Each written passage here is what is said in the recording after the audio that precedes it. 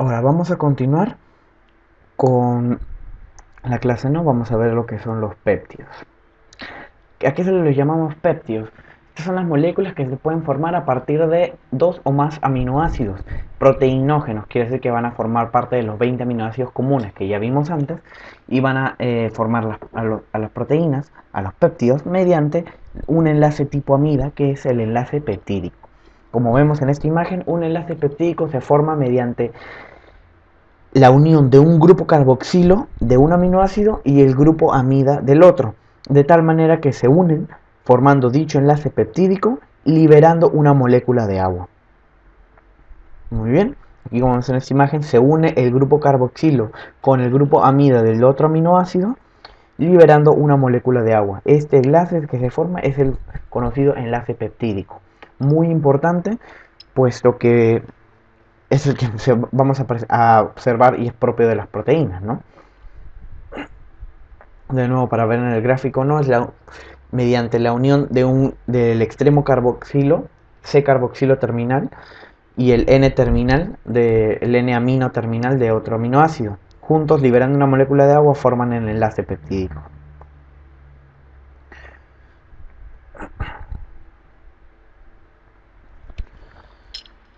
Ahora, el enlace peptídico va a tener distintas características. Número 1. Es un enlace de tipo covalente. Muy bien, porque se comparten electrones. Como han visto, se junta el grupo carboxilo y el grupo amino liberando la molécula de agua, se forma un enlace que va a estar compartiendo electrones, por eso es un enlace covalente. Es un enlace tipo amida, puesto que utiliza el grupo amida para su realización. Va a tener carácter parcial doble, puesto que va a tener un extremo amina terminal de un lado y un extremo carboxilo terminal de otro lado, teniendo diferentes cargas, tanto una propiedad básica como una propiedad ácida por cada extremo. En la naturaleza va a predominar lo que es la configuración trans, que nos referimos a que en el espacio se van a distribuir de manera opuesta los grupos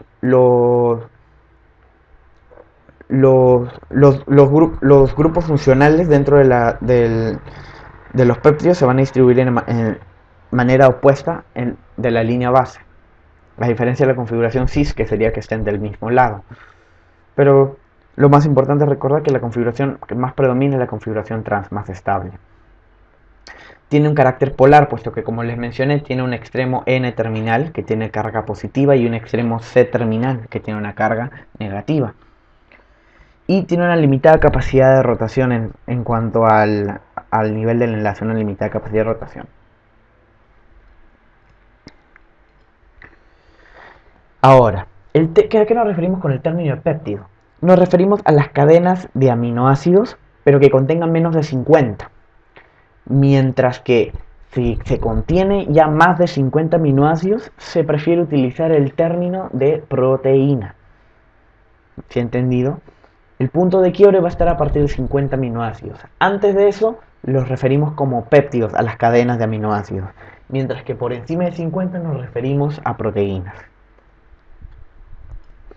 Existen algunos péptidos de interés biológico, como algunas hormonas, por ejemplo la oxitocina.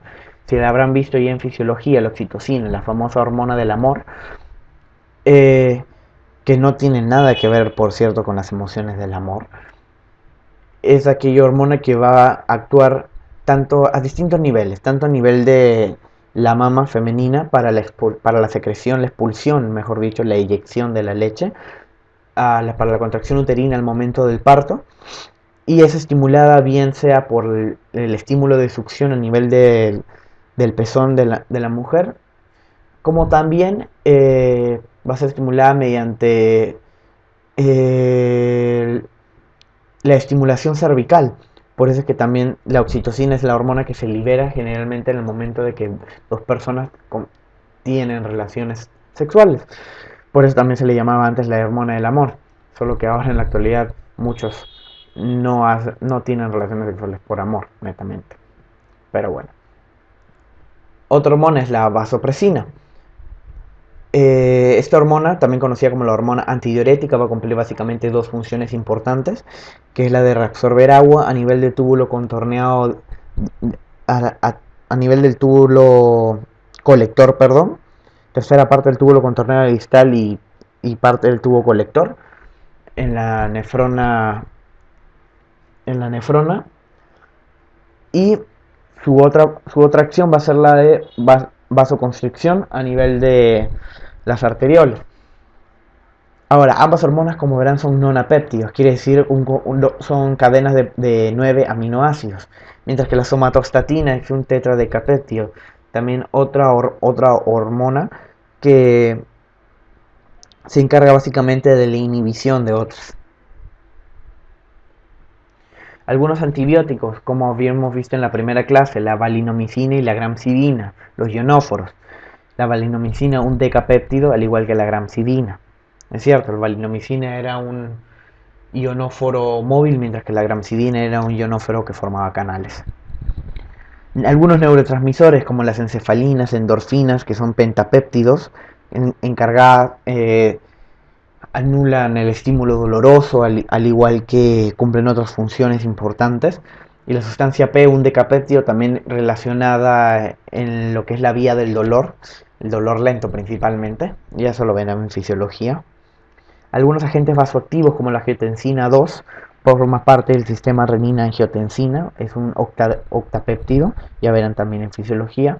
Y la bradequinina, un nonapéptido, que forma parte de lo que es el inicio de la cascada inflamatoria, muy importante también.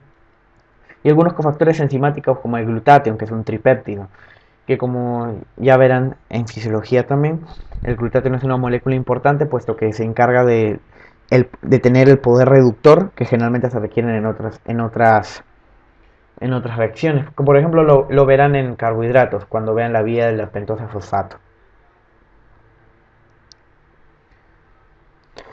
Eso es todo con respecto a los péptidos, como verán no es mucho. Lo más importante ahora hablar son con respecto a las mismas proteínas. Muy bien. ¿Qué vamos a hablar? Muy bien sabemos nosotros que las proteínas son biomoléculas las más abundantes, que su composición se basa a partir del chon, el carbono, el nitrógeno, el oxígeno y el hidrógeno, y a veces inclusive con grupos de azufre. Van a tener distintas funciones, van a ser partes de componentes estructurales, van a formar parte en el crecimiento, reparación, reguladores, enzimas, amortiguadores biológicos, entre otros. Nosotros desde biología ya vemos que las funciones de las proteínas son muchas, inclusive funciones de defensa en el sistema inmune, etc.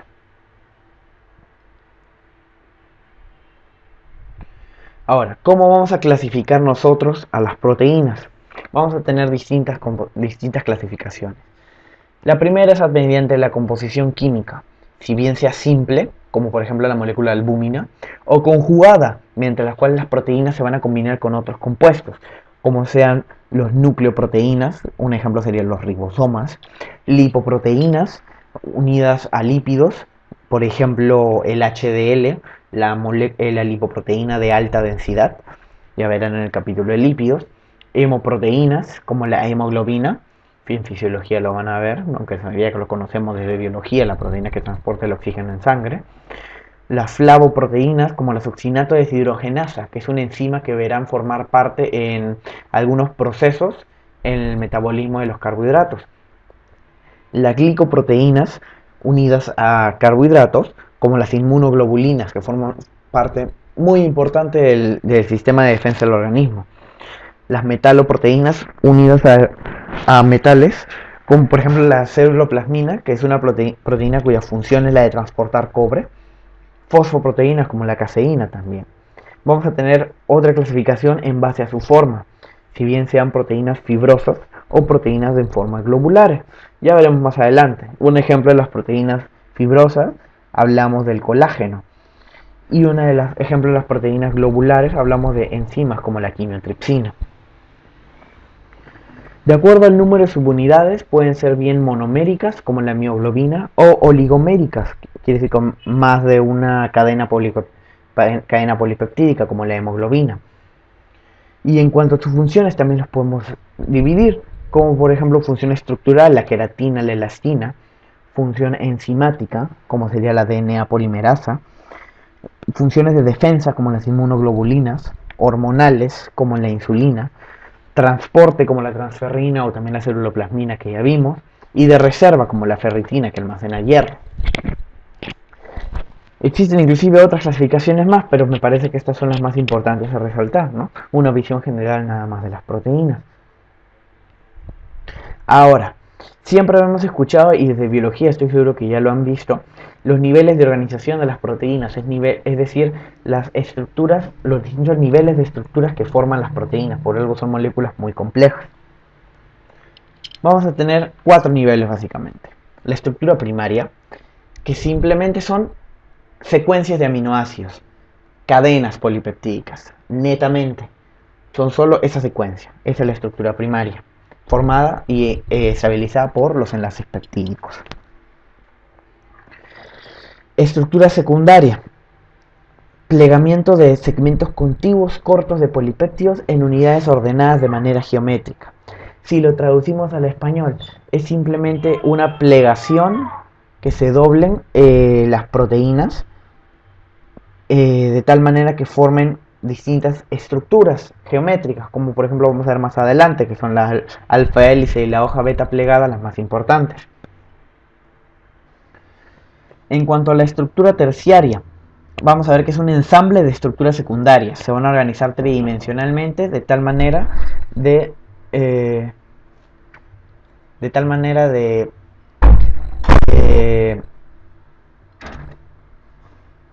que a nivel tridimensional van a formar complejos, distintas estructuras. Y finalmente la estructura cuaternaria, que es la combinación de estas estructuras terciarias en una distribución espacial, en la que van a formar como subunidades, ¿no? Vamos a ir viendo una por una.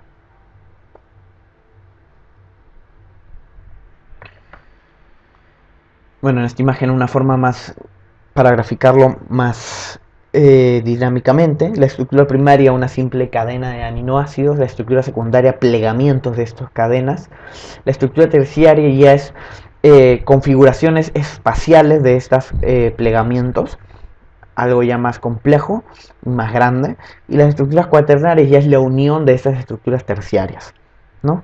Lo vamos a ver más adelante uno por uno. En cuanto a la estructura primaria, ya habíamos mencionado cadenas de aminoácidos, que están determinadas por una secuencia de genes. Incluye más que nada la ubicación de los puentes disulfuros, porque como les mencioné, recuerdan al inicio, la cisteína, que a través de un puente disulfuro forma una molécula de cisteína, la cisteína forma una molécula de cistina, estos son los que van a permitir la formación de los puentes disulfuros que van a plegar las cadenas de aminoácidos. Va a haber una secuencia única para cada proteína. Ninguna proteína va a tener una misma secuencia de aminoácidos. Es más, hasta el intercambio de un aminoácido por otro puede bien inutilizar a la proteína, cambiar su función o volverla una proteína tóxica. Determina también la estructura tridimensional que tendrá y por lo tanto la función de la proteína. Y es estabilizada por los enlaces peptídicos. Un ejemplo de estructura primaria es la insulina. Veremos nosotros que la insulina es un claro ejemplo de una proteína de estructura primaria, cuya función, como ya conocemos, es el ingreso de glucosa a la célula, por lo tanto controlando los niveles de glucosa en sangre. En cuanto a las estructuras secundarias, van a corresponder a ese arreglo espacial, esos plegamientos de los aminoácidos adyacentes en una cadena polipeptídica mediante los puentes disulfuros. Existen varias formas de plegamiento, pero las más importantes que vamos a tratar son la alfa hélice y la lámina beta.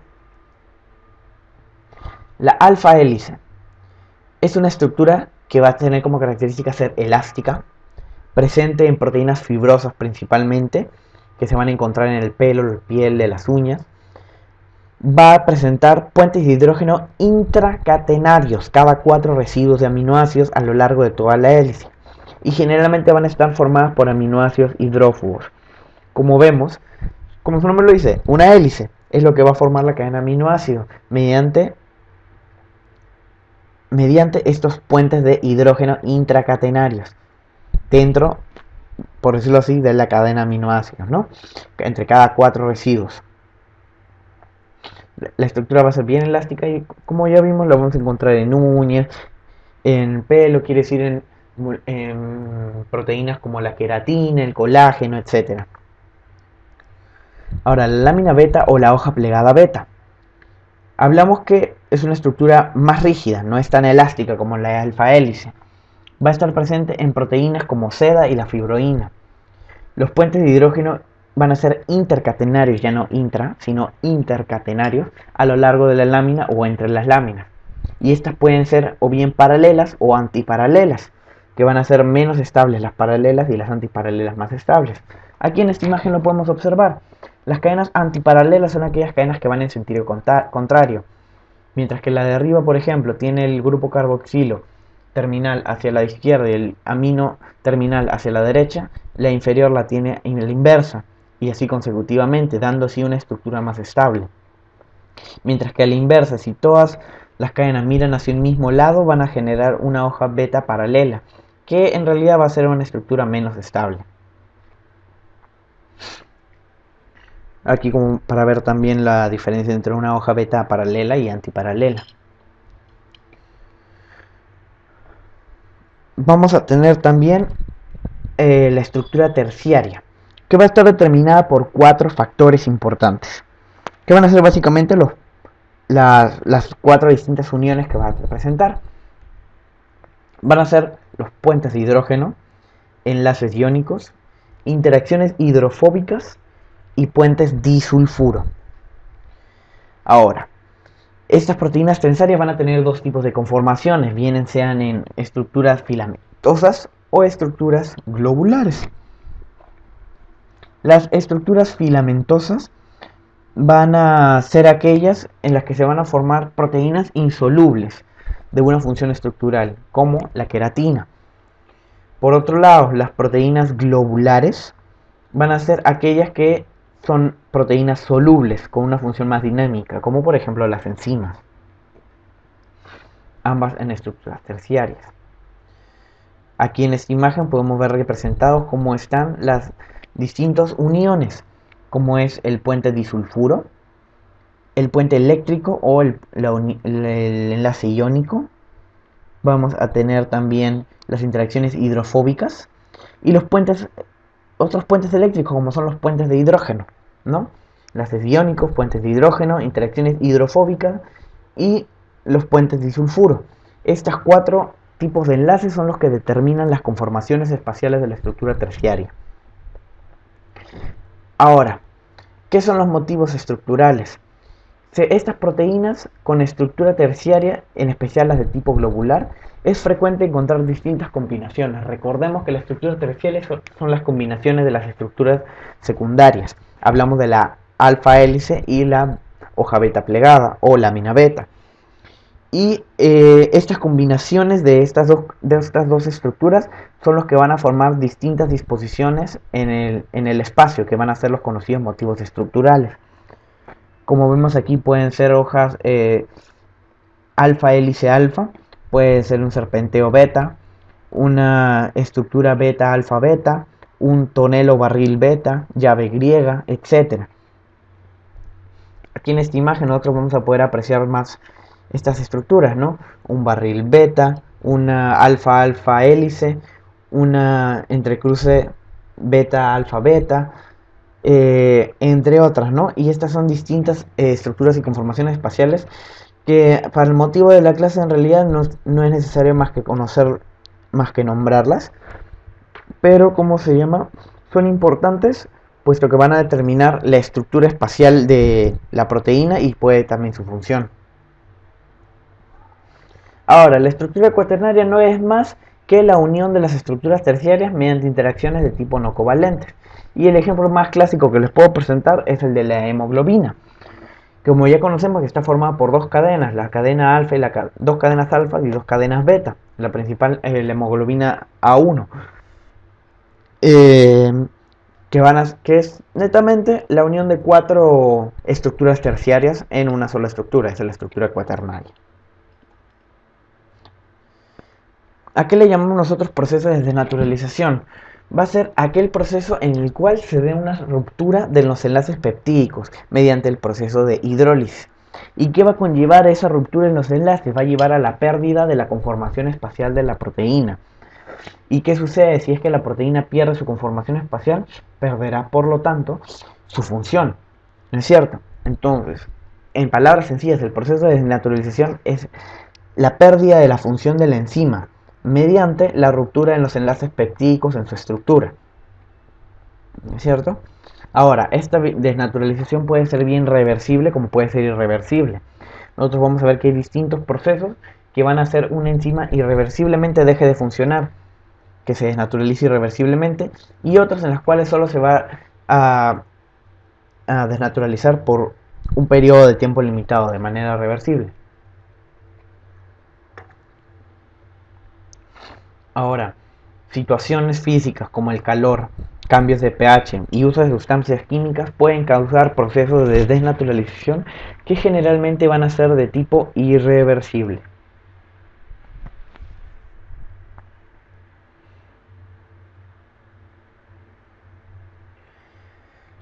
Hasta ahora hemos estado viendo pues todo desde los aminoácidos, los péptidos y las proteínas, y ahora vamos a hablar un poco con respecto a algunas proteínas que tienen una importancia fisiológica.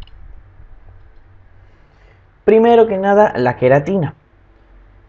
¿Qué hablamos nosotros? La queratina es una proteína mecánica, durable y químicamente inerte que ocurren en los vertebrados superiores, ¿sí? Están ricas en residuos de cisteína principalmente, así que por lo que imaginarán, se conformarán también de muchos puentes disulfuro.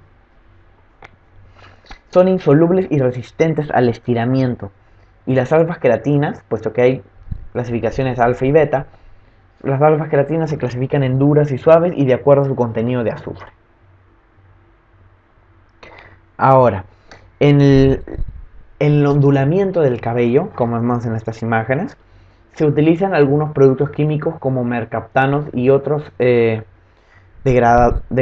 sustancias que degradan los puentes disulfuro de la queratina, y tras amoldarla al gusto, por decirlo así, se vuelven a armar los enlaces. Es por eso que se ondula el pelo. El pelo contiene queratina, como bien recuerdan. Entonces, mediante la ruptura de los puentes disulfuro y su reintegración en otra posición es lo que forma esos rulos y hace que se mantengan, que sean duros, ¿no es cierto? Ya las chicas deben conocer un poco más del tema. Hablando de otra molécula importante, otra proteína importante fisiológicamente, hablamos del colágeno. Está constituido por el empaquetamiento de moléculas de protocolágeno o monómeros de colágeno. Y esta secuencia va a ser de un 35% de aminoácidos tipo glicina, un 11% de aminoácidos tipo alanina, 12% de prolina y un 9% de 4-hidroxiprolina. Como mencionamos antes, es un aminoácido modificado.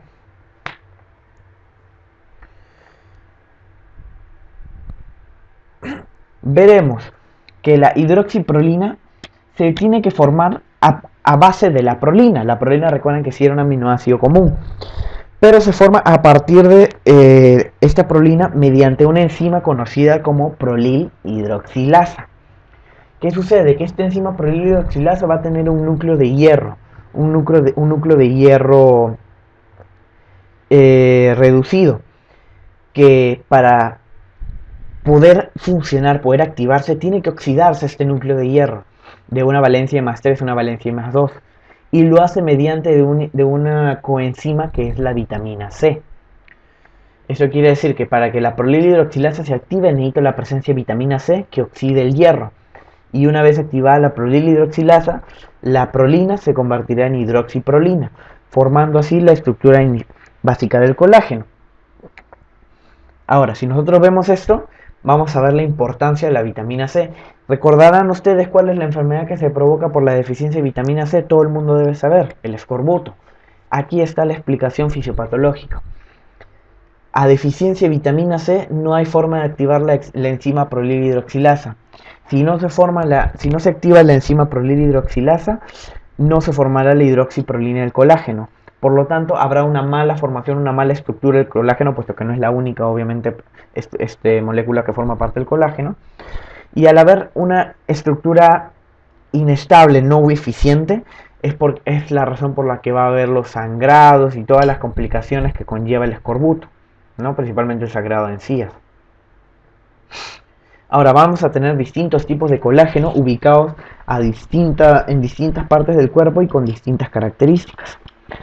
Vamos a tener, hasta en este cuadro sale el colágeno del tipo 1 y el tipo 9. No recuerdo en realidad si hay más tipos de colágeno, pero estos son los más importantes a ver en todo caso. Es más, basta con que me sepan los 5 primeros principalmente.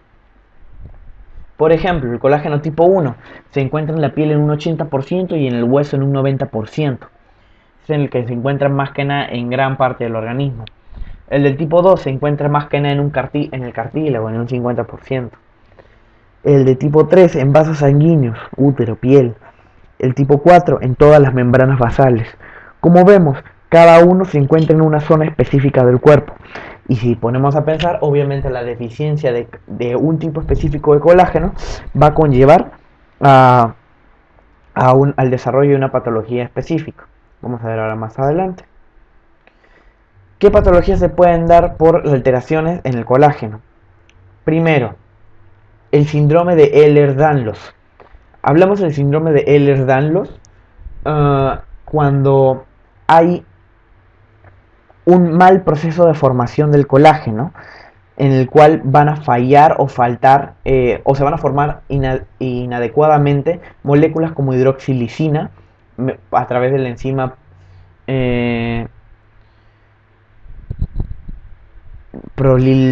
prolillicinasa, si no me equivoco, y por lo tanto se va a formar una estructura del colágeno inadecuada, ineficiente, que va a generar que en el síndrome de Ehlers-Danlos las personas tienen las características de hiperextensibilidad de las extensiones, pueden estirar la piel a proporciones que en las personas normales no podríamos, hiperflexibilidad, etcétera.